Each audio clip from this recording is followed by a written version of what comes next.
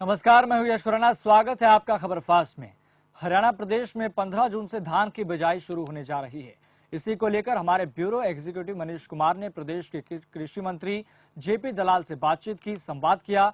इस दौरान कृषि मंत्री ने कहा कि सरकार हमेशा से किसानों के साथ है और हमारी कोशिश भी यही रहती है कि किसान की फसल का एक एक दाना खरीदा जाए और उसे लेकर फसल का उचित जो मूल्य है वो भी दिया जाए। जबकि कांग्रेस हमेशा से किसानों को लेकर राजनीति करती आई है। इसी के साथ ही उन्होंने कहा कि बीजेपी ने जनता को पारदर्शी सरकार दी है, जिसके चलते जनता का भरोसा सरकार पर बढ़ा है। 15 जून से हरियाणा में सरकार ने जीरी लगाने की तारीख तय की है। वहीं पर गेहूं का सीजन खत्म हो चुका है और पेमेंट को लेकर विपक्ष जो है वो सरकार पर निशाना साध रही है। आखिरकार इस सब की तैयारी सरकार ने कैसे की है, तो हमारे साथ अभी एग्रीकल्चर मिनिस्टर जेपी दलाल हैं और इनसे बात करेंगे कि आखिरकार सरकार ने पैसा कहाँ दिया। सरकार कहती है कि मैंने गेहूं का पैसा दे दिया है, विपक्ष कहता है कि गेहूं का पैसा नहीं मिला है। जीरी लगाने की जो तारीख है वो 15 जून आने वाली है, तो जीरी के सीज़न में अब की बार लेबर की बहुत बड़ी प्रॉब्लम है, तो सरकार उस चीज़ को कैसे देख रही है। नमस्कार दलाल साहब। नमस्कार जी। दलाल साहब, सबसे पहले बात करते हैं, 15 जून से जीरी लगाने की तारीख तय की गई है, तो क्या लगता है आपको कि लॉकडाउन के कारण जो मजदूर यहाँ से चला गया, क्या उस प्रकार से जीरी की खेती हो पाई? इस बार मजदूरों की समस्या है और धान के किसानों की चिंता जायज़ है कि उनके पास मजदूर जो है उपलब्ध नहीं है। तो हमने एडवाइजरी जारी की है कि अब डीएसआर विधि से डायरेक्ट जो बीज लगा के धान उगाते हैं उस विधि को अपनाएं। उससे भी थोड़ा सा खतरा ये रहता है कि घास फूस पैदा हो जाता है, लेकिन आजकल पेस्टिसाइड बहुत आ गए हैं घास फूस को रोकने के लिए, और उसकी कीमत जो है धान लगाने की लेबर से कम ही पड़ती है। तो उस विधि को अपनाएं। और जो डाइवर्सिफाई करना चाहते हैं उसमें हमने योजना दी है मेरा पानी मेरा विरासत में लगभग 1.5 लाख एकड़ के, तो अभी तक आज तक हमारे पोर्टल पर रजिस्ट्रेशन आ चुका है। जो किसान धान छोड़ के दूसरी फसल लगाना चाहते हैं उनको हम 7,000 रुपये प्रति एकड़ की सब्सिडी दे रहे हैं। और इसकी जो मक्का लगाएगा, मक्का की इस बार हम एमएसपी पर परचेज करेंगे, और मक्का के जो ड्रायर हैं वो उसकी भी किसानों को हम कोई सब्सिडी देंगे जिससे कि मक्का मंडी चलने में सुविधा रहे। ये हमारी योजना है। आपने दूसरा सवाल किया कि किसानों की पेमेंट लेट हुई है। हरियाणा सरकार ने किसानों की पेमेंट टाइम से करने की कोशिश की है। नहीं हमने विधि चलाई थी, उसमें 4-5 दिन लेट हमारे से भी हुई है, लेकिन हमने आड़तियों पे व्यापारियों पे कंडीशन डाली थी कि आप 72 घंटे में अगर पैसा नहीं दोगे किसान को तो आपको 15% ब्याज के साथ किसान की पेमेंट करनी पड़ेगी। हमारे संज्ञान में आया है कि लगभग 1800-1900 करोड़ रुपया व्यापारी ने, आड़ती ने किसान का रोका है जो लेट पेमेंट की है। अब हमारा विभाग उनको नोटिस दे के कोशिश कर रहे हैं कि ब्याज उनको जो किसानों के खाते में वो डलवाए।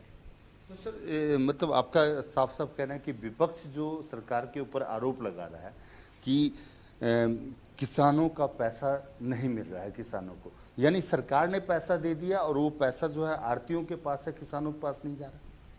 नहीं, कहीं सारा पैसा तो नहीं कह सकते, लेकिन 1800-1900 करोड़ रुपया आड़तियों ने लेट किया है। उससे थोड़ा बहुत किसान को दिक्कत आई है, लेकिन हम उसको किसान को भरपाई करवाएंगे कि जिस भी किसी ने ऐसा लेट किया है उसको किसान को ब्याज का पैसा दे। विपक्ष का इस कोरोना के लॉकडाउन में राजनीति करने के सिवाय उनको कुछ नहीं आता। सबसे अच्छी मंडी चली है, बहुत थोड़े से टाइम में सबसे ज़्यादा सरसों की परचेज हुई है, 8.25 लाख टाइम, जो ऑल टाइम हाई रिकॉर्ड है। और हमारी अच्छी परचेज का परिणाम ये है कि एमएसपी से ऊपर मार्केट प्राइस चल रही है। हरियाणा में सरसों के भाव में पहली बार ऐसा हुआ है कि एमएसपी से ऊपर का भाव जो है, बाजार का भाव है, तो किसान को इस बार अपने दाने दाने का पैसा, जो हमारा एमएसपी का रेट 4425 रुपये था, उससे ऊपर मिला है। चाहे हमने खरीदा, चाहे आज वो किसी के पास है तो व्यापारियों को खरीदने के लिए हमने आज़ाद कर दिया है।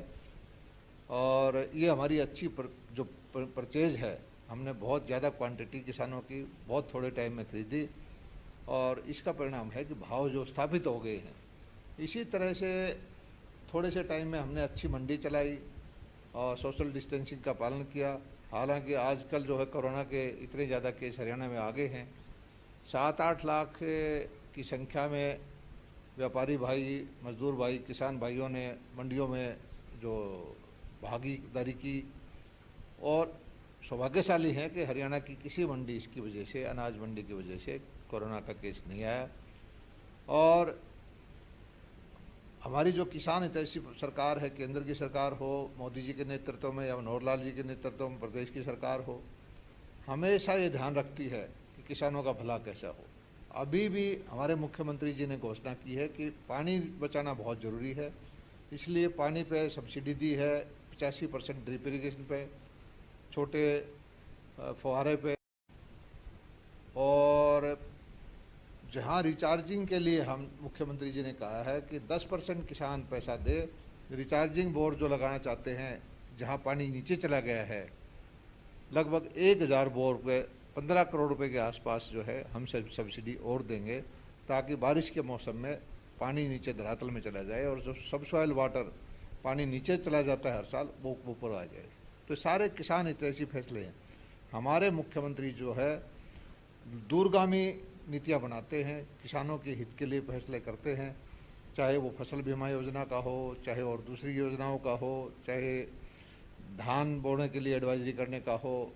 ये सब नीतियाँ बना के उसमें हमारी पार्टी का या सरकार का कोई हित नहीं। सरकार तो, हमने धान की एडवाइजरी दी तो हमारे पैसे, हमें तो 150-200 करोड़ रुपए किसानों के खाते में डालने पड़ रहे हैं, लेकिन इसका दूरगामी परिणाम ये होगा कि पानी बचेगा और इस पानी से ज़्यादा फसल होगी। एक सवाल आता है कि जब गेहूं की खरीद हुई तो स्टार्टिंग में आड़ती और जो सरकार के बीच में, आड़ती और किसान के बीच में सरकार आया कि आखिरकार किसानों को डायरेक्ट पैसा जाए, बिचौलिया जो है वो बीच से ख़त्म हो।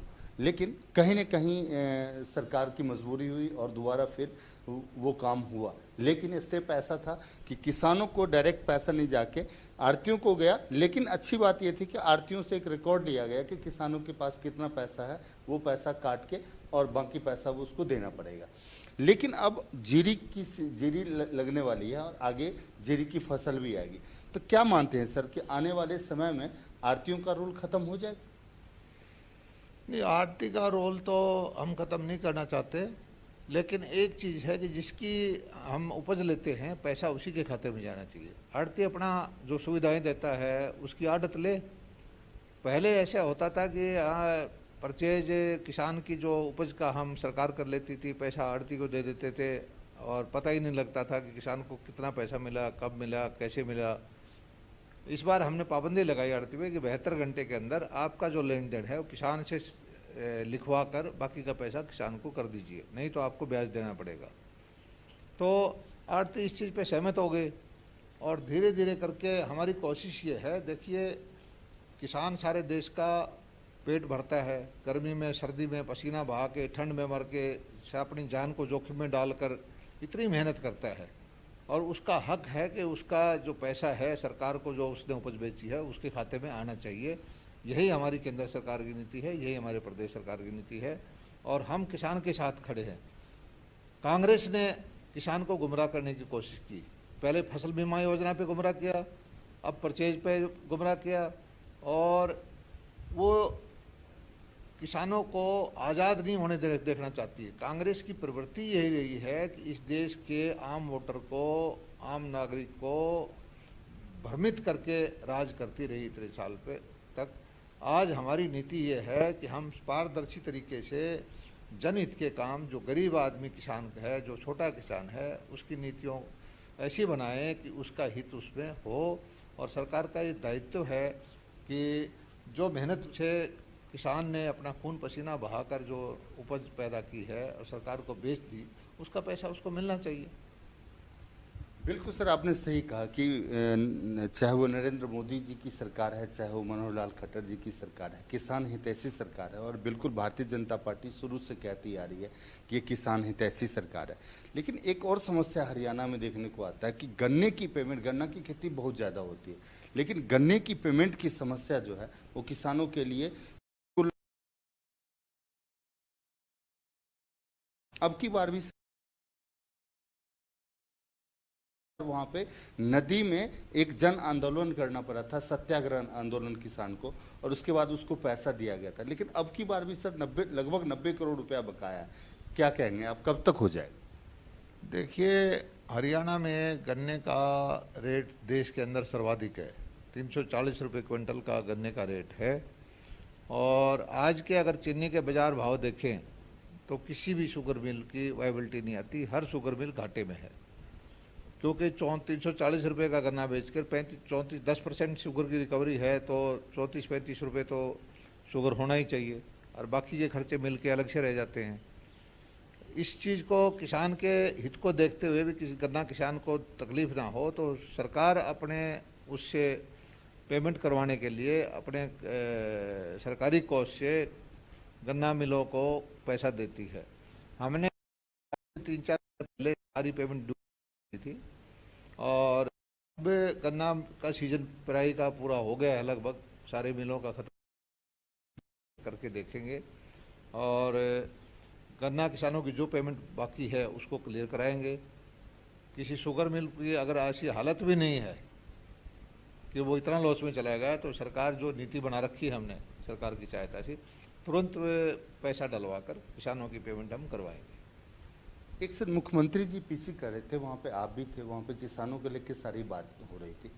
किसान के बारे में कहा गया जो गरीब किसान है वो अगर जानवर पालते हैं, भैंस या पशुधन के बारे में जो बात हुई थी, उसके बारे में सर क्या है? 1,60,000 रुपये तक का ऋण पशुओं की कोलेटरल सिक्योरिटी पे, और कोई सिक्योरिटी नहीं होगी, ज़मीन जायदाद घर गिरवी नहीं रखा जाएगा, और 4% ब्याज पे वो हमने उसको पैसा देने के कार्ड उसको बना देंगे। साल वो जो पूंजी को उसको प्रयोग में ला सकता है, और उस पूंजी से अपने बच्चों का दूध बेचकर या ऊन बेचकर या भेड़ बकरी को बेचकर अपने परिवार का भरण पोषण कर सकता है। मैं समझता हूँ कि हरियाणा के अंदर हमारा जो टारगेट लिया है कि लगभग 7-8 लाख परिवारों को हम अगले 3-4 महीने के अंदर ये कार्ड बंटवा देंगे।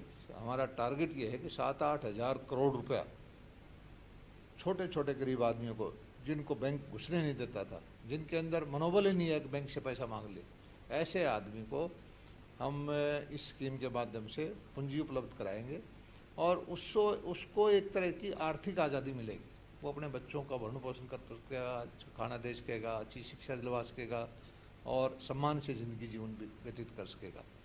तो हमारा फोकस उस आदमी की तरफ है जो 2 एकड़ से छोटा किसान है, भूमिहीन किसान है, SC-BC के मेरे भाई हैं, कि उनको साहूकार के चंगुल से निकालें और रोजगार के साधन उपलब्ध कराएं।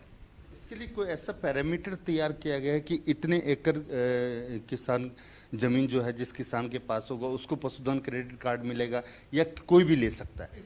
ले तो कोई भी सकता है। ऐसा है कि किसान क्रेडिट कार्ड तो पहले ही उपलब्ध है, ज़मीन को गिरवी रख के 3 लाख, 4 लाख, 5 लाख तक का कार्ड भी बनते हैं। प्राइवेट बैंक तो 10-10 लाख रुपए तक की भी एडवांस कर देते हैं। लेकिन जो छोटे आदमी हैं जिनके पास ज़मीन ही नहीं है, या 1-2 एकड़ वाला है, उसको ये सुविधा उपलब्ध नहीं होती। तो उसके लिए जो है कमज़ोर आदमी की, जो हमारा कमज़ोर वर्ग है, उसके लिए ये योजना बनाई है। और मोदी जी ने सारे देश में जो 2 लाख करोड़ रुपया किसान क्रेडिट कार्ड बनाने के लिए दिया है, हरियाणा उसको ज़्यादातर ध्यान हमारा ये है कि हम पशुधन क्रेडिट कार्ड की तरफ करके, किसान क्रेडिट कार्ड की भी किसी की अगर और किसी के भाई के पास नहीं है और उसको अप्लाई करेगा तो वो भी बनवाएंगे। हमारा देश की अर्थव्यवस्था आज देखिए कि कोरोना के काल में सिर्फ कृषि एक ऐसा चीज़ है जो चली है, और अब जो आर्थिक व्यवस्था का जो पहिया घूमना है वो गांव से घूमना शुरू हुआ है। और गांव से अगर गांव की आर्थिक सुधरगी, दशा सुधरगी, गांव में रोजगार के साधन उपलब्ध हो गए, गांव में के उत्पादन की व्यवस्था अच्छी होगी, तो सारा देश की व्यवस्था बदल जाएगी। और इसी दिशा में मोदी जी की जो नीति है सारी ग्राम की तरफ है, किसान की तरफ है, कमज़ोर आदमी की तरफ है। पहले क्या होता था कि 60-70 साल तक बड़े बड़े सेठ साहूकारों को बैंकों का जो धन था उधर ही फंडिंग होती थी, वही काम होते थे। वहाँ पर भी ठीक है कि कुछ आदमियों ने अच्छा काम किया और वो अच्छे कारखाने लगाए हैं, लेकिन ग्रामीण आदमी को फंडिंग की व्यवस्था अच्छी नहीं थी। बैंकों के माध्यम से साहूकार के भरोसे उसको छोड़ दिया जाता था। अब जो व्यवस्था बनी है उससे हमारे ग्रामीण क्षेत्र के जो नौजवान हैं, गरीब परिवार हैं, उनके अंदर उनकी आंखों में चमक दिखाई देती है। एक आखिरी सवाल सर, कि जब गेहूं की परचेज थी उस टाइम इस कोरोना महामारी का असर जो था वो उतना नहीं था, लेकिन बहुत अच्छी बात है कि आपके मंत्रालय ने इस परचेज के दौरान एक भी किसानों को ये बीमारी नहीं हुआ। बहुत अच्छे प्रकार से आपने इसको किया। लेकिन अब जब इस दौर में महामारी में संख्या जो है दिन प्रतिदिन बढ़ती जा रही है, गांव से लेके शहर तक इस कोरोना ने कब्जा करना शुरू कर दिया। इसमें सूरजमुखी की जो खरीद होगी उसमें मंडी को किस हिसाब से सर आप लोग उसकी तैयारी कर रहे हैं? देखिए, जो भी हमारी योजनाएं हैं, चाहे वो सरसों की खरीद हो, चाहे गेहूं की खरीद हो, या दक्षिण हरियाणा में चने की खरीद हो, उत्तरी हरियाणा में अम्बाला साइड में चाहे सूरजमुखी की खरीद हो, या अगले आने वाले वक्त में जो है हम बाजरा की खरीद करेंगे, इधर से धान की खरीद करेंगे, सारी व्यवस्थाएं हमारी काम करती हैं। और जो किसान की सहायता के लिए किसान के MSP पे जो परचेज होनी है उसकी हमारे पास पूरी व्यवस्था है, और हमारी डिपार्टमेंट जो हैं उसमें लगे हुए हैं। और हमारी कोशिश ये होती है कि किसान के जो भाव हैं वो मेंटेन रहे, किसान को किसी भी तरह का नुकसान ना रहे। तो दरअसल हमारे साथ ये एग्रीकल्चर मिनिस्टर JP दलाल थे। इनका साफ कहना है कि चाहे वो केंद्र की सरकार है, चाहे वो मनोहर लाल खट्टर हरियाणा प्रदेश की सरकार है, सरकार ने जिम्मेवारी ली है कि किसान की आमदनी दुगुनी करनी है। किसानों को किसी भी प्रकार की दिक्कत नहीं दी जाएगी। इसके लिए चाहे वो मेरा पानी मेरी विरासत की बात हो, या फिर आपने देखा कि चाहे वो गेहूं परचेज की बात हो, गेहूं की पेमेंट की बात हो, हर प्रकार से सरकार आश्वासन दे रही है कि किसानों को दिक्कत नहीं आ जाएगी। लेकिन जहां रही गन्ने की पेमेंट के बारे में, उनका कहना है कि शुगर मिल ऑलरेडी लॉस में है, लेकिन सरकार किसानों का एक पैसा जरूर देगी। अश्विनी कुमार के साथ मनीष कुमार, खबर फास्ट, चंडीगढ़। चलिए फिलहाल मुझे दीजिए इजाजत और देखते रहिए खबर फास्ट।